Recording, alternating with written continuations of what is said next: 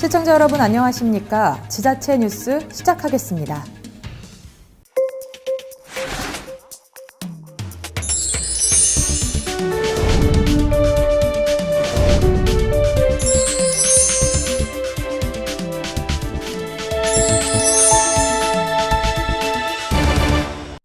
수도권 소식입니다. 청년들의 지역사회에 꼭 필요한 공공과제를 직접 기획해보고 구정사업 참여를 통해 자신들의 문제도 해결해가는 공모전이 진행됩니다.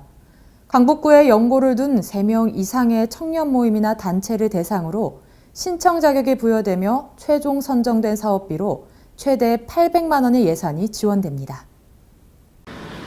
강북구가 지원하는 2019 강북 청년도전 프로젝트는 청년들의 다양한 아이디어가 실제로 구현될 수 있도록 비용을 지원함으로써 청년들의 구정 참여 기회를 확대하고 청년들에게 능력 개발과 자기 발전의 기회를 제공하기 위해 마련됐습니다. 강북구는 이번 공모와 관련해 4,500만 원의 예산을 편성하고 선정된 세부 사업에는 최대 800만 원을 지원할 계획입니다. 프로젝트의 주제는 청년 생활백서의 기획과 제작, 지역에 기반을 둔 청년 문화를 발굴하고 활성화할 수 있는 참신한 아이디어 등입니다. 정부가 경기도에서 출발한 지역화폐를 올 상반기 전국으로 확대할 예정이라고 밝혔습니다. 사업 시행을 앞두고 경기도와 국회, 정부, 소상공인 단체 등이 모여 활성화 방안에 대해 머리를 맞댔습니다. 무슨 이야기가 오갔는지 한선지 기자가 취재했습니다. 31일 오늘 지역화폐 활성화 방안을 모색하는 토론회가 국회에서 열렸습니다.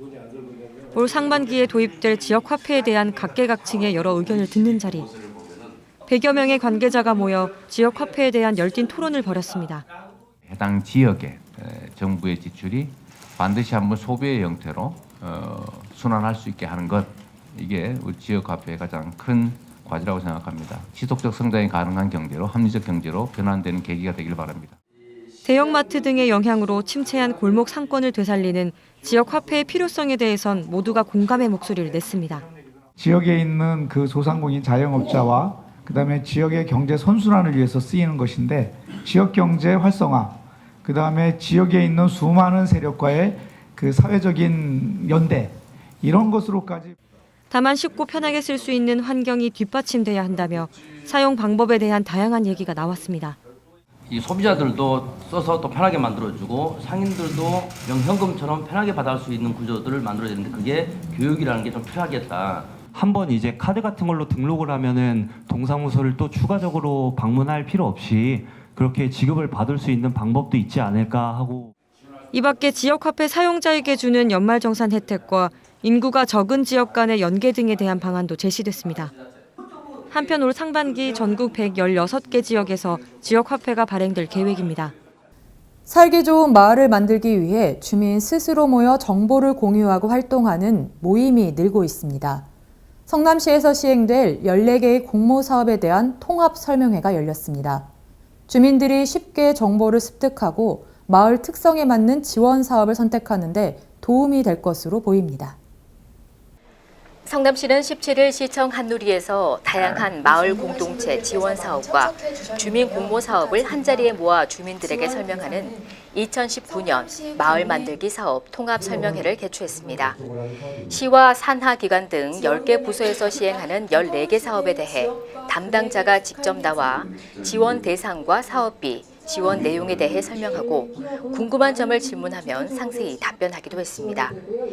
행복한 마을을 만들기 위한 마을 만들기 주민 제안 공모 사업, 올해 처음 시행하는 평화통일 시민 공모 사업, 지역의 자원을 활용한 수익 사업을 통해 일자리를 제공하는 마을 기업 육성 사업, 또 청소년들의 진로 탐색에 도움을 주는 경기 꿈의 학교 공모 사업 등 올해도 다양한 분야의 사업들이 추진됩니다. 마을 만들기 사업 통합 설명회를 통해 주민들이 쉽게 정보를 습득하고 마을의 특성에 맞는 지원 사업을 선택하는 데 도움이 될 것으로 보입니다. 서울 수색동에 있는 한 초등학교 등하굣길입니다. 차량 바로 옆으로 어린이가 비켜 지나가고 하굣길 학부모와 아이들은 차들을 피하기 바쁩니다. 주변에 주정차된 공사 차량들 역시 안전을 위협합니다. 인도와 차도가 구분이 되어 있지만 공사로 인해 사용하기 힘듭니다. 아이들이 다니는 등하굣길은 한참 재개발 공사로 주위가 온통 공사 현장입니다. 이런 문제도 문제지만 공사 현장에서 나오는 먼지로 인해 아이들 건강까지 위협받고 있습니다. 김미경 은평구청장은 인근에 살고 있는 주민들의 불편함을 직접 듣고 이에 대해 최대한 아이들의 안전과 먼지, 소음 문제를 해결해 주겠다고 약속했습니다. 공사는 한참 진행 중이어서 올해 말까지는 재개발 공사가 계속될 예정입니다. 안전해야 할 아이들 등하굣길. 하지만 먼지와 소음 그리고 대형 공사 차량 속에서 공사가 끝나기만을 기다릴 수밖에 없는 상황입니다. JJ 심지영입니다. 강원도 소식입니다. 강릉시가 어르신들의 이미용비 지원 사업을 추진합니다. 어르신 이미용비 지원 사업은 강원도 기초지자체 중 최초로 시행되며 65세 이상 기초생활 수급권자를 대상으로 1년에 8번 이미용 서비스를 받을 수 있는 사업입니다. 이 미용권은 읍면동을 통해 2월부터 지급되고 본인에 한해 관내 이미용업소에서 사용할 수 있습니다. 사업의 원활한 추진을 위해 강릉시와 한국이용사회 강릉시 지부, 대한미용사회 강릉시 지부는 협약을 체결하고 소외 없는 복지행정 실현을 위해 함께 협력해 나가기로 했습니다. 관광 성수기 및 주말이면 만성 교통체증을 겪어왔던 국도 7호선 차로 확장 공사를 완료했습니다. 사만아파트 앞에서 만천 삼거리까지 국도 7호선 구간은 동서 동해고속도로의 종점과 연결돼 있고 간선도로가 교차하며 주택단지까지 밀집이 돼 있어 교통체증 및 사고가 빈번히 발생하는 구간이었습니다. 이번 차로 확장 공사는 고성에서 사만 지하차도를 통해 속초로 진입하는 하행선과 미시로에서 사만아파트 앞으로 합류하는 차량들로 병목 현상이 발생됐던 2차선 구조를 개선하기 위해 인도의 일부 폭을 축소하고 시내로 진입하는 도로를 당초 2차선에서 3차선으로 확장했으며 노상 주차장은 기존대로 시민들이 이용할 수 있도록 진행했습니다. 한편 이와 더불어 시행하는 보도 포장은 동절기 기온 급강하로 1월 중순까지는 사업을 마무리할 예정입니다. 2019년 평생학습 우수동아리 지원사업 설명회가 열렸습니다. 영월군은 평생학습 동아리 활동에 관심이 있는 영월 군민을 대상으로 2019년 평생학습 우수동아리 지원사업 설명회를 월담 작은 도서관에서 실시했습니다. 이날 설명회에서는 2019년도 평생학습 우수동아리 지원사업에 대한 안내와 추진 방향을 설명하고 지난해와 다르게 바뀐 서식 작성 방법 등을 안내했습니다. 한편 우리 군의 평생학습 우수동아리 지원사업은 영월군의 자발적인 학습 모임을 활성화하고 개인의 잠재 역량을 발굴해 주민 리더를 육성하는 취지에서 실시되는 사업입니다. 평창군은 국가대표 전지훈련 유치에 적극적으로 나서고 있습니다. 특히 레슬링 훈련의 최적지로 알려져 해외 선수들까지 찾아왔다고 합니다. 그 현장을 시민 리포터가 다녀왔습니다. 평창군이 한국을 넘어 세계적인 전지훈련의 메카로 거듭나고 있습니다. 강원 평창군은 전지훈련 유치에 적극적으로 나서면서 연초부터 레슬링 국가대표 후보팀과 외국 국가대표팀의 전지훈련 열기로 뜨거운데요. 지난 14일부터 레슬링 국가대표 후보팀 55명과 일반팀 340명, 우즈베키스탄 여자 주니어 국가대표팀 5명까지 평창 국민체육센터에서 함께 동계전지훈련에 몰입하고 있습니다. 이번 전지훈련은 외국 국가대표팀도 함께해 눈길을 끌었습니다. 우즈베키스탄 여자 주니어 국가대표팀은 지난해 10월 평창의 전지훈련 지원 정책과 환경에 대한 정보를 듣고 이번에 방문하게 됐는데요. 이에 군은 평창을 찾은 레슬링 선수들이 훈련에 매진할 수 있도록 다각적인 지원을 아끼지 않고 있습니다.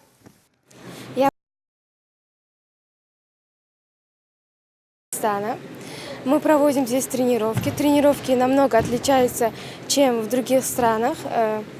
Здесь мы уже тренируемся с профессионалами.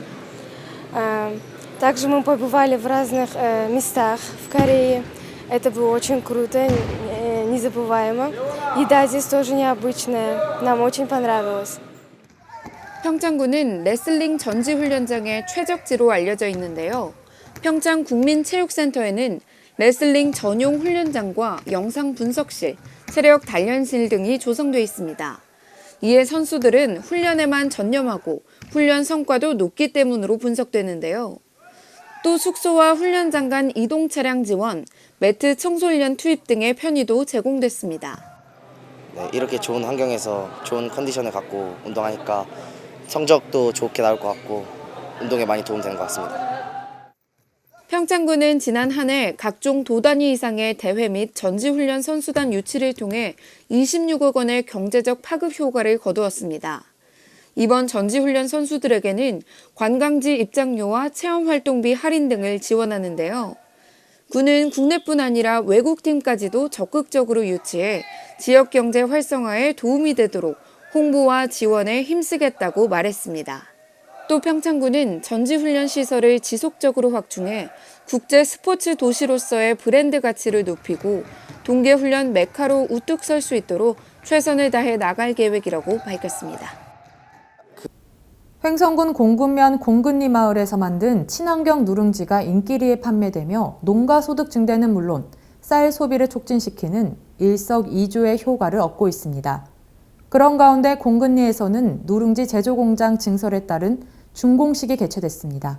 취재의 김다은 리포터입니다. 지난 24일 횡성군 공군면 공근리에서는 기존 누룽지 제조 공장에 이어 두 번째 공장 증설을 기념하는 준공식이 열렸습니다. 이번 준공식에는 한규호 횡성군수를 비롯한 군의원과 주요 단체장, 마을 주민 등이 참석해 준공을 축하했는데요. 사업 추진 경과보고와 감사패 전달에 이어 기념사 및 축사, 테이프 커팅 순으로 준공식이 진행됐습니다. 준공식과 함께 본격 가동하게 될 누룽지 제조 공장은 공근리 마을 주민들로 구성된 공군 봉화마을 영농조합법인에서 맡아 운영하게 됩니다. 공근리 친환경 누룽지 제조 공장은 농림축산식품부의 2018년 친환경 농업 기반 구축 사업 일환으로 추진돼 국도비와 군비, 자부담 등 총 9억 4천만 원의 사업비가 투입됐는데요.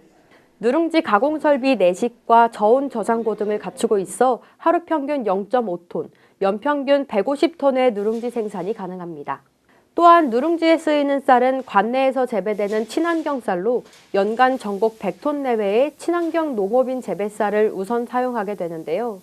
이를 통해 농민들은 안정적인 수익을 기대할 수 있게 됐으며 마을 역시 공장 가동으로 인한 인력 창출 및 지역 경제 활성화의 효과를 거두고 있습니다.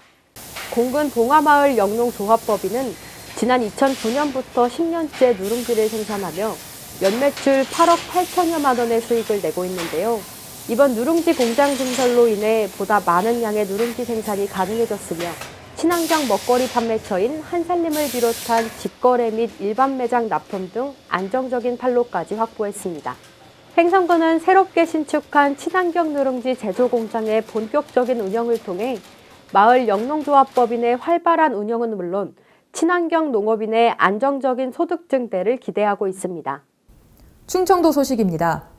보령시는 임산부와 영유아 건강관리의 체계적 지원으로 출산 장려 환경을 조성하기 위해 다양한 시책을 추진합니다. 이번 협약은 매년 급속히 감소하고 있는 출생률과 24시간 분만 체계를 유지하는 등의 출산 장려 환경 조성을 위해 추진하게 됐는데요. 보령시에 주소를 둔 산모가 참산부인과에서 분만 및 산후 관리를 하게 되면 건강보험에 적용되지 않는 연장 기간 중 최대 5일의 범위 내에서 산후조리비를 지원하게 됩니다. 천안시와 천안 지역 내 9개 대학이 현재 추진하고 있는 도시재생 뉴딜 사업에 더욱 속도를 내기 위한 공동 상생발전 협약 체결식을 갖고 상호 협력의 뜻을 모았습니다. 이번 체결식은 천안시와 천안 지역 내 9개 대학이 상호 지원과 협력 체계 구축을 통해 도시재생 뉴딜 사업을 성공적으로 이끌기 위해 마련한 것으로 특히 천안 역세권 뉴딜 사업 중 캠퍼스타운 사업에서 지역과 대학의 상생 필요성이 제기됨에 따라 추진하게 됐습니다. 체결식은 구본영 시장과 각 대학 총장, 전문가, 관계 공무원 등이 참석한 가운데 사업 추진 현황과 협약 내용 설명, 협약서 서명식 등의 순으로 진행했습니다. 8만여 대학생들을 위한 공간을 같이 마련을 해서 더욱더 이제 원도심의 활성화 또 천안 역사의 활성화에 큰 기여를 할 수 있다고 생각을 해서 주안점을 대학과 함께하는 그런 재생 사업을 좀 추진하고 있습니다. 이번 협약을 통해 각 대학은 천안 역세권 캠퍼스타운 운영 방안 모색과 청년 일자리 발굴, 자문 등의 역할을 하게 되며 시는 대학생 일자리 창출과 교육, 연구, 문화활동 공간 제공, 행정적 지원 방안 발굴 등의 역할을 하게 됩니다. 시는 이번 협약 체결을 통해 지역의 문화, 경제, 사회적 발전과 청년 일자리 창출 기여 등 지역과 대학이 상생하는 동방성장의 마중물이 될 것으로 기대하고 있습니다. 광역시 소식입니다. 대전을 대표하는 문화예술의 공간인 대전시립미술관이 특별한 소장품 전시회를 선보입니다. 대전시립미술관이 대전 방문의 해를 맞아 소장품 특별전 DMA 컬렉션을 개최합니다. 이번 특별전은 총 3부로 나눠져 진행되는데요. 대전 미술의 흐름을 살펴볼 수 있는 작품들로 구성된 1부 거미블루, 미술관 소장품 중 미학적 가치가 높은 작품들을 선보이는 2부 원더랜드 뮤지엄, 미술관이 2018년에 수집한 작품들을 최초로 공개하는 3부 2018 신소장품 전시입니다. 그리고 또 하나의 반가운 소식이 전해졌는데요. 과학과 예술의 만남으로 탄생된 작품이죠. 최근 보존 처리가 완료돼 재가동을 시작한 백남준의 프랙탈 거북선을 만나볼 수 있으니까요. 시민과 함께하는 문화 명소, 대전시립미술관 꼭 방문해보세요. 부산형 시민청원 제도인 OK 1번가 시즌2가 개설 한 달 반 만에 시민 9천여 명의 참여를 이끌어내며 정착하고 있습니다. OK 1번가 시즌2는 3천 명 이상의 공감을 얻은 청원에는 시장이 직접 답변한다는 원칙을 정했습니다. 이번에 약속대로 3,050명의 공감을 얻은 연산 뉴스테이 반대 청원에 오거돈 시장이 직접 답했습니다. 답변을 통해 뉴스테이 사업은 잘못된 정책으로 전면 재검토하겠다는 뜻도 밝혔습니다.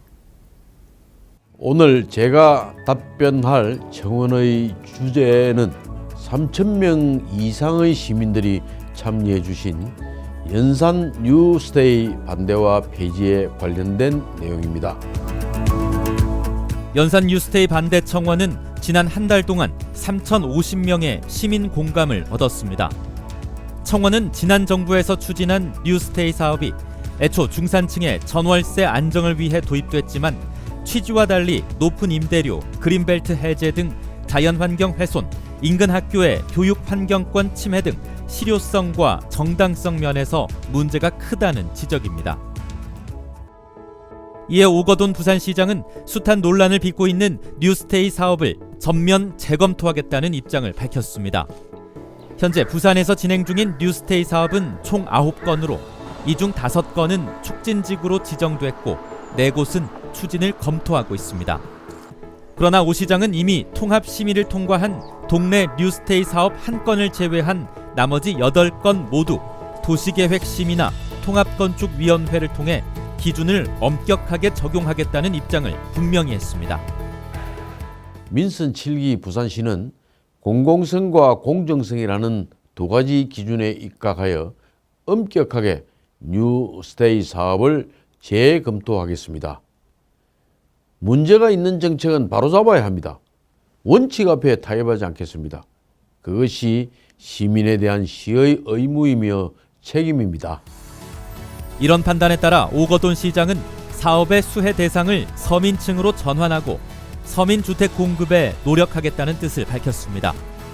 산지개발 중심의 뉴스테이보다는 도심진의 불량 주거지를 임대주택으로 개선해 공급하거나 교통이 좋은 국공유지에 청년과 신혼부부 등을 위한 역세권 행복주택을 2022년까지 1만 가구 공급하는 등 서민주택 공급에 차질이 없도록 하겠다는 계획입니다. 민선 7기 부산시의 시민소통 행보가 발빠릅니다. 부산형 시민청원제도 OK 1번가 시즌2가 막힘없는 소통고속도로가 될 수 있을지 주목됩니다. 영호남의 화합과 교류를 통한 국가 경쟁력 강화와 지역균형 발전을 위해 영호남의 시도지사가 한자리에 모였습니다. 22일 열린 제15회 영호남 시도지사 협력회의에는 권영진 대구시장을 비롯해 부산, 광주, 울산, 전북, 전남, 경북, 경남의 영호남 지사 8명이 참석했습니다. 회의에서는 국가의 미래와 지역의 균형 발전을 위한 공동 대응 정책과제 8건과 영호남 광역철도망과 광역도로망 건설 등 지역 균형 발전 과제 2건을 논의했습니다. 또 시도별 주요 행사 14건의 성공적인 개최를 위해 시도 간 상호 지원과 참여를 요청했습니다. 대구시는 이 자리에서 노인 일자리 사업 국고 보조금 상향 건의를 공동 정책 과제로 제안했고 대구 광주 달빛 내륙철도 건설을 지역 균형 발전 건의 과제로 제출했습니다. 또 오는 4월 7일 열리는 2019 대구 국제 마라톤 대회와 5월 4일부터 5일까지 열리는 2019 컬러풀 대구 페스티벌의 전국적인 참여와 홍보 협조를 요청했습니다. 지역 청년들의 여수 산단 취업 등용문인 테크니션 스쿨 제10기 개강식이 평생학습관에서 열렸습니다. 이번 교육생들은 지난해보다 5명이 늘어난 50명 선발에 381명이 지원해 7.6대 1의 높은 경쟁률을 보였습니다. 테크니션 스쿨은 앞으로 9개월 동안 여수 산단 기업 채용에 최적화된 인성교육과 현장 실무, 그리고 전문성 향상을 위한 기술과 영어 교육 등의 과정 운영과 함께 취업 활동을 중점 지원하게 됩니다. 한편 테크니션 스쿨 취업률은 지난 2010년 제1기를 시작으로 지난해 9기까지 수료생의 93.4%가 여수 국가산단과 국내 주요 대기업에 취업하는 성과를 거두고 있습니다. 진안군이 30일 농업기술센터 강당에서 쓰레기 줄이기 캠페인 운동 정착을 위한 클린하우스 청결지킴이 발대식과 직무교육을 가졌습니다.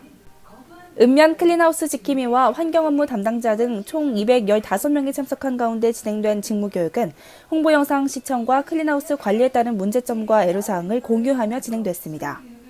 현재 진안군은 지난해까지 총 202개 마을에 클린하우스 설치를 마쳤고 올해 40개 마을에 사업비와 인건비 등 추가로 8억 원을 투입해 상반기 설치를 완료하고 전체 242개 마을에 클린하우스 청결지킴이를 배치할 계획입니다. 진안군 관계자는 마을 주민이 직접 관리하는 클린하우스는 쓰레기 규격봉투 사용과 재활용품 분리배출의 의식 변화를 지속적으로 유도해 지역 자원순환 사회 조성과 함께 분리배출 생활화를 도와주고 있다며 캠페인 운동에 동참해 주셨으면 좋겠다고 말했습니다. 이항로 진안군수는 청정환경 보존은 진안군의 가장 중요한 미래 자원을 지키는 일이라며 클린하우스 청결 지킴이 여러분들이 진안군의 환경 파수꾼이 돼 머물고 싶고 살고 싶은 마을로 만들어달라고 당부했습니다. 지금까지 전북에서 지방자치TV였습니다. 진안군 마을축제가 마을과 사람들 모두가 행복한 진안이라는 슬로건으로 60여 개 마을에서 연중 진행됩니다. 12회를 맞은 진안군 마을축제는 농촌의 가치를 지키는 주민들의 자부심을 높이고 주민이 주인공이 될 수 있도록 마을회의를 통해 축제 날짜를 정하고 직접 프로그램을 기획하고 있습니다. 군은 올해 전통마을축제와 브랜드 육성마을축제, 지역거점축제, 문화기획축제와 학습교류축제로 나눠 지원하며 마을과 지역의 브랜드를 강화하고 공동체 활성화에 기여하는 축제가 되도록 노력한다는 입장입니다. 올해 처음 마을축제를 기획하고 개최하는 대야마을 주민들은 마을을 대표하는 외가리 서식지와 수박 등을 주제로 우리 마을만의 특색 있는 프로그램을 구성해 풍성한 마을축제가 될 수 있도록 준비해 나가겠다며 희망찬 소감을 전했습니다. 지금까지 전북에서 지방자치TV였습니다. 전라북도가 경기도 충북에서 소구제역 경보가 발생함에 따라 구제역 차단 방역 조치에 나섰습니다.